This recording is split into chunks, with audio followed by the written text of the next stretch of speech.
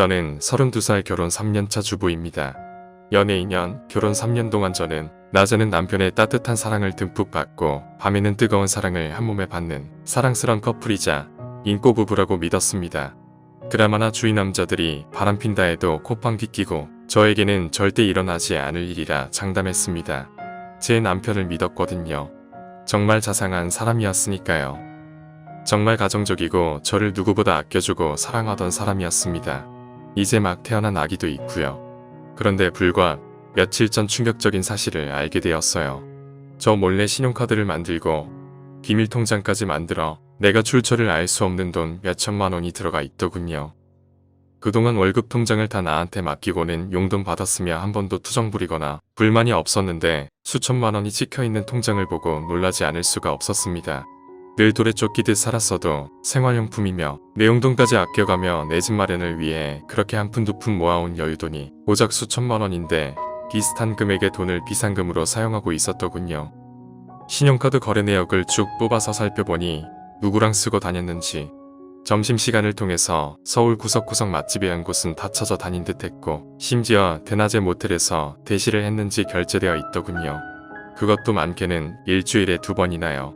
꾸준히 더 다녔는지 마치 내 집 드나들 듯이 물소 모텔이라고 가장 눈에 띄더군요.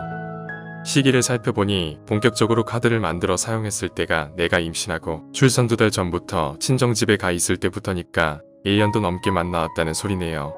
보통 남편은 성욕이 왕성한 편이라 우린 아직 신혼처럼 즐기는 편인데 보통 하루도 빠지지 않고 관계를 가져요.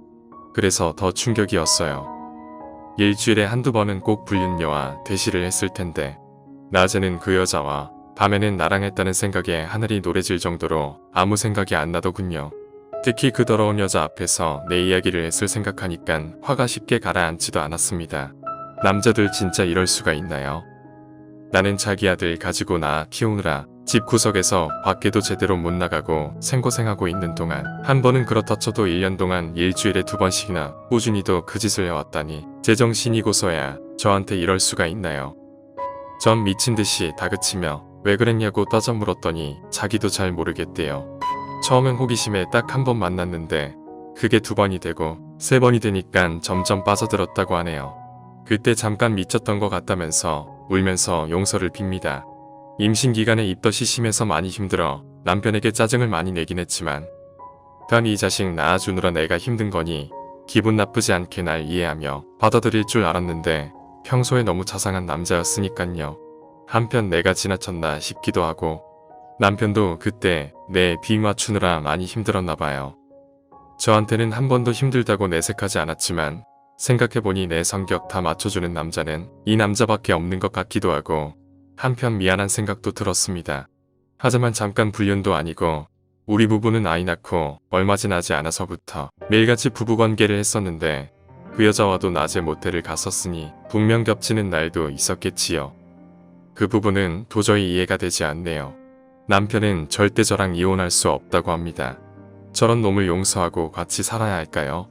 웃긴 건 내가 지금 너무 화가 나고 당장이라도 이혼하고 싶어도 또 저 사람 없이는 살 자신이 없다는 겁니다. 더군다나 이제 돌진한 아이를 혼자 힘으로 어떻게 키워야 할지 앞으로 바람 피우지 않겠다고 무릎 꿇고 빌면서 용서를 구하는데 다시는 바람 피우지 않을까요? 그리고 몰래 만든 통장은 회사에서 나온 성과급을 5년 동안 별도로 모아온 것인데 집 살 때 서프라이즈로 짠하고 내놓으려고 숨겨둔 건데 어린 여자의 눈이 멀어 그걸 그녀에게 썼다는군요. 그러면서 그 통장까지 제게 맡기며 앞으로는 바람 피우고 싶어도 돈이 없어 못 피울 거라면서 한 번만 더 믿어달라는군요. 바람 피운 여자는 거래처 여직원인데 결혼 전부터 알던 사이로 내가 임신하고 한동안 예민해져 있을 때 그 여자가 접근해 오길래 성욕 강한 남편이 참지 못하고 욕구를 풀 대상으로 만나거라고 하더군요. 서로가 처음부터 엔조이로 만나기로 했고 생각보다 잘 맞아서 자주 만나것 뿐이지 서로에게 감정은 없다고 하네요. 아무튼 아무리 남편을 쉽게 버리지 못할 것 같아도 얼굴을 보고 있자니 화만 치밀어 올라 잠깐 떨어져 있기로 하고 아기와 함께 며칠 전부터 친정에 와 있습니다. 아무것도 모르고 계시는 친정엄마는 내가 예민해서 성격이 자릴 같아서 또 김서방과 싸웠냐며 잔소리를 해대는데 모르는 게 약이라고 아무 소리도 안 하고 혼자 속으로 삭혔습니다. 주위 사람들은 다들 남편이 순둥순둥하고 사람 좋아 사위자로 뒀다. 신랑 잘 얻었다. 소리를 귀에 딱지 않도록 들었는데 친정엄마조차 당연히 내 잘못으로 부부싸움 한 줄로만 생각해요. 며칠 동안 혼자 집에 있을 서위 걱정에 밥은 제때 챙겨 먹는지, 밤에 혼자 외롭지는 않는지, 아침 저녁으로 서위에게 전화하는 엄마를 볼 때마다 더 아픈 마음이 미어져 옵니다. 그렇게 서위 잘 얻었다고 입에 침이 마르도록 동네 사람들과 친척들에게 자랑을 했었는데 엔조이로 만나는 여자와 일주일에 2번씩이나 모텔을 들락날락거린 걸 알면 쓰러지실지도 모릅니다. 또 친정에 온 지 며칠 되었다고 친정엄마는 자꾸 집에 들어가라고 하네요. 당분간 아이는 내가 봐줄 테니 좋은 시간 보내고 주말에는 여행도 다녀오라면서 자꾸 싸우지 말고 이참에 둘째를 한번 가져보라면서 말입니다. 결국 엄마가 자꾸 걱정하길래 이대로 친정에 계속 있는 것도 아닌 것 같고 아이를 엄마에게 맡기고 혼자 잠깐 여행을 갔네요. 3일 뒤가 제 생일이에요.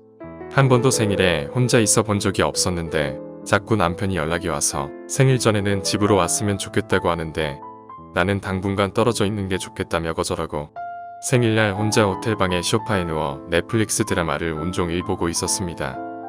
남편 외도 사실을 알고 난 후 무너져 내린 상처받은 가슴이지만 아직도 적응이 되지 않고 드라마에 나오는 주인공들은 왜 다들 나랑 같은 처지인지 하루 종일 눈물이 흘러내립니다.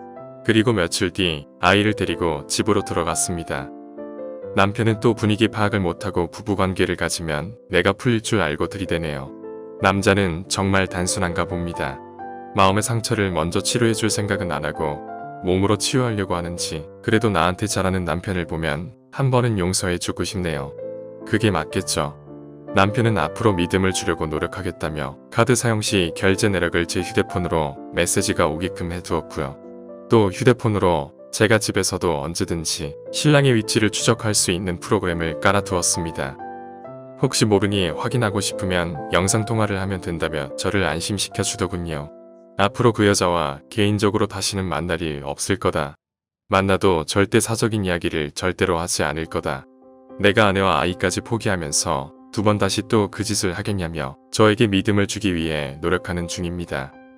그리고 신용카드, 휴대폰 명의를 제 이름으로 다 바꾸고 심지어 자가를 매입할 경우에도 제 앞으로 해준다고 하네요. 그런데 생각지도 않은 일이 생기고 말았습니다. 바로 계획에도 없던 둘째가 생기고 말았네요. 임신된 걸 알고부터는 남편이 예전 외도한 사실이 계속 떠올라 잠을 제대로 이루지 못하겠어요. 또 그때처럼 바람 피우면 어쩌나 싶어 신경이 쓰이기도 하고 점점 예민해져가는 것 같습니다. 이렇게 정신적으로 힘들어하면 아이에게도 좋지 않을 텐데 남편에게는 아직 임신 사실을 알리지 못하고 있네요.